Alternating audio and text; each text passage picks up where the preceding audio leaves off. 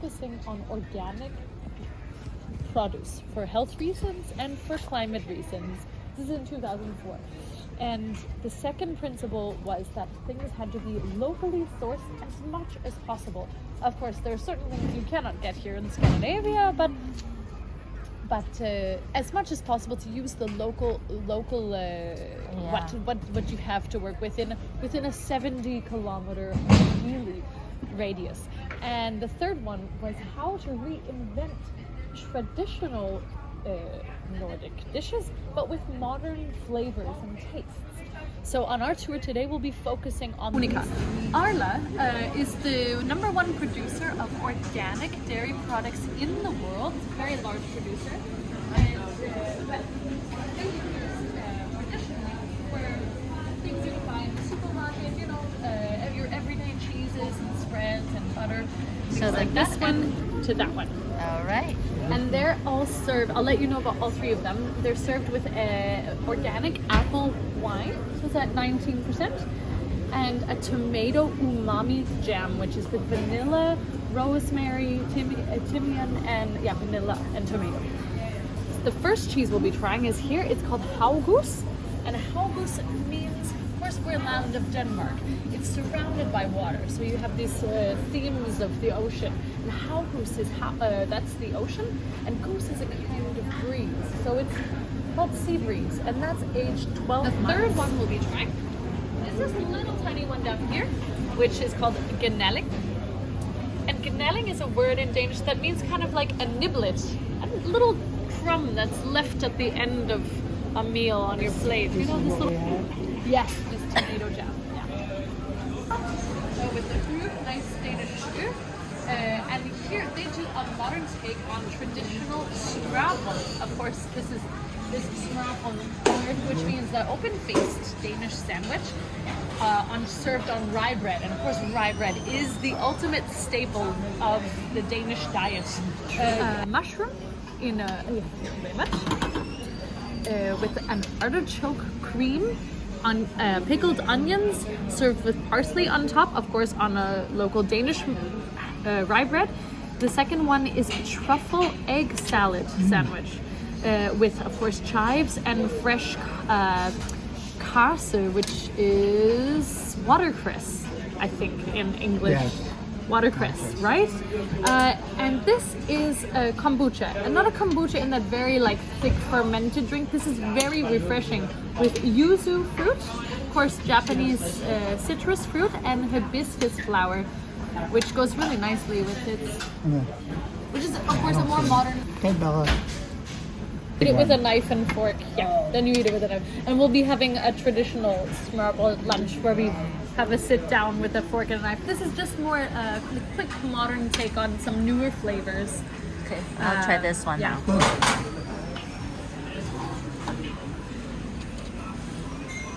Bruno, who's from Bornholm, began to coat licorice, Danish licorice, black licorice, with chocolate, high quality chocolate. So if you want to try, it takes the edge off, certainly. Because I'm also myself not a big licorice fan, but it definitely takes the edge off of the licorice flavor. I'll get the small one. Yeah, yes, go for it. I like chocolate licorice. Yeah.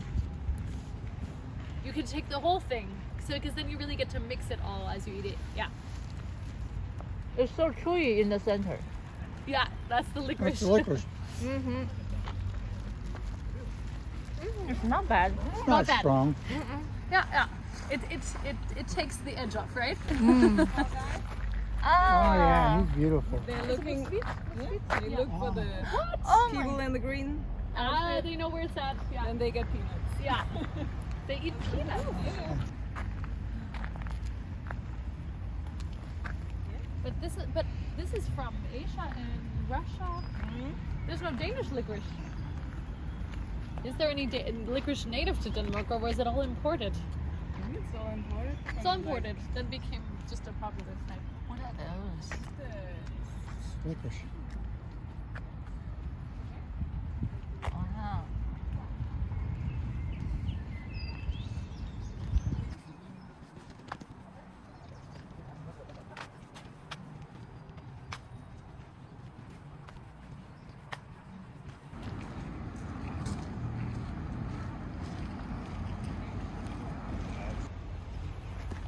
they use for fertilizer.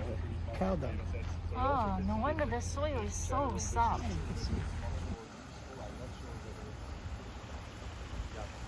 Yeah. Look at how big it is.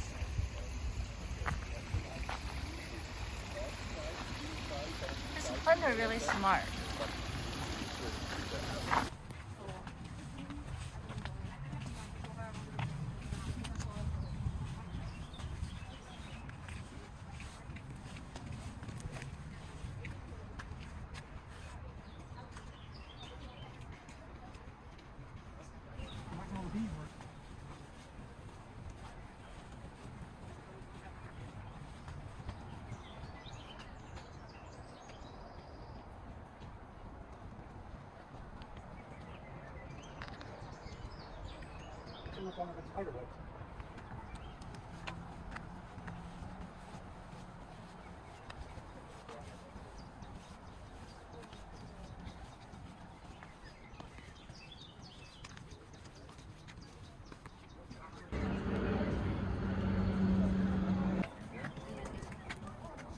I like this one.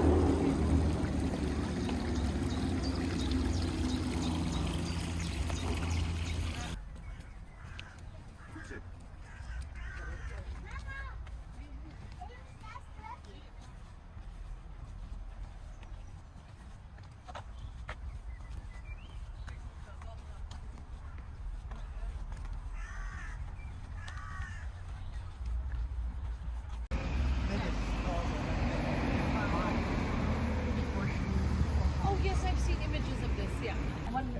Det er sådan noget med, Was it a good når man har breakfast? bestilt, Nej. når man har bestilt bord, så må man ikke komme gå ind før. Watch your head. Hej. Den store tur er på vej, men jeg har den lille tur. Ja. Tak. Vil du noget? With some fresh rhubarb and smoked, I think some smoked cheese, if I see it correctly. This is also curry, not a mayo, but just curry spiced with egg.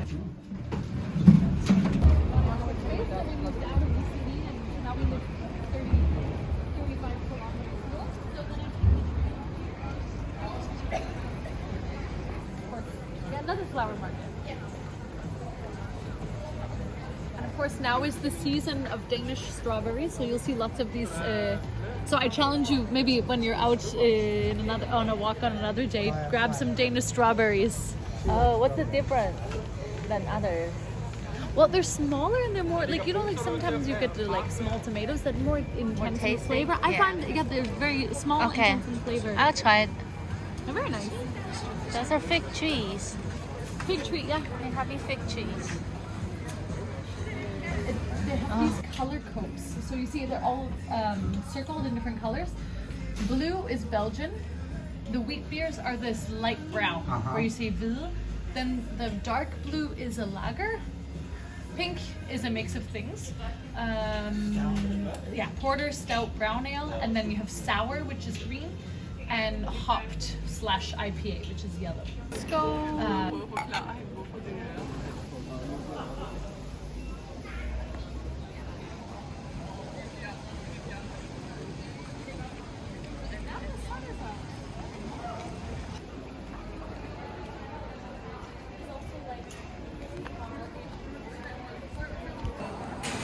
Definitely want to get pictures of the round tower. It's a good spot right here. It's a ramp all the way up like this, and it has a platform up here that's 360-degree view, which you don't get too many places in Copenhagen because the buildings aren't that high, especially not in this historical center. And there's an observatory on the top. So it was built in Christian IV's time after the astronomer Tycho Brahe passed away. He was an astronomer that kind of followed in the footsteps of Galileo, and after his death and exile actually from Denmark, because he partied too hard and he wasn't very popular with the royal court, but he was a very anyway beloved astronomer, and they wanted to encourage more astronomers to follow in his footsteps, so they built this observatory on the top of this tower. And so that's why it's a wide round all the way up, was to get the instruments telescope up that high. So here we are at the Organic Sausage Man, is the rough translation.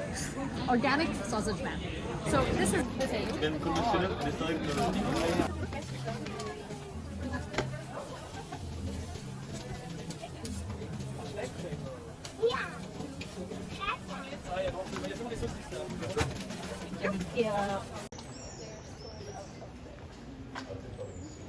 So here we are. Usually we don't go mixed together with cardamom, so it's the more Scandinavian. You like cardamom? Good, good. You can see it's from 1891, and this is a tradition that they've passed down since then through apprenticing. So that it's not somewhere they can go to school and get this education. They learn it by doing it here. They make all of their candy handmade, and there's no preservatives or additives in it. They make emulsions of different fruits and different plants, and make emulsions that they then add to their candy. And if we're lucky,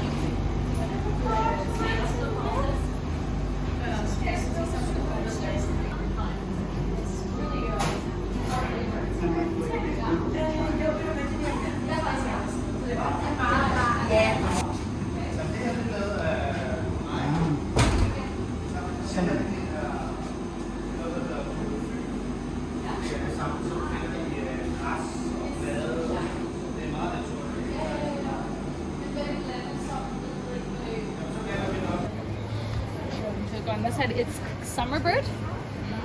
Summerbird in English doesn't really mean anything because there isn't anything called Summerbird, but sommerfugl in Danish means butterfly. And you can see the butterfly on the other side here. So the butterfly is their logo, but they just translated it into English, which is sommerfugl. And it's handmade chocolate here in Denmark, very high quality. And they, of course, they have a great focus on quality, but they also have a great focus on how it looks, their aesthetic, and it's very beautiful chocolate. We'll be trying, I think, two of the things. We'll be trying one of these cream puffs, and hopefully one of these butterflies, which is amber chocolate mixed with hazelnut, which is the... Welcome.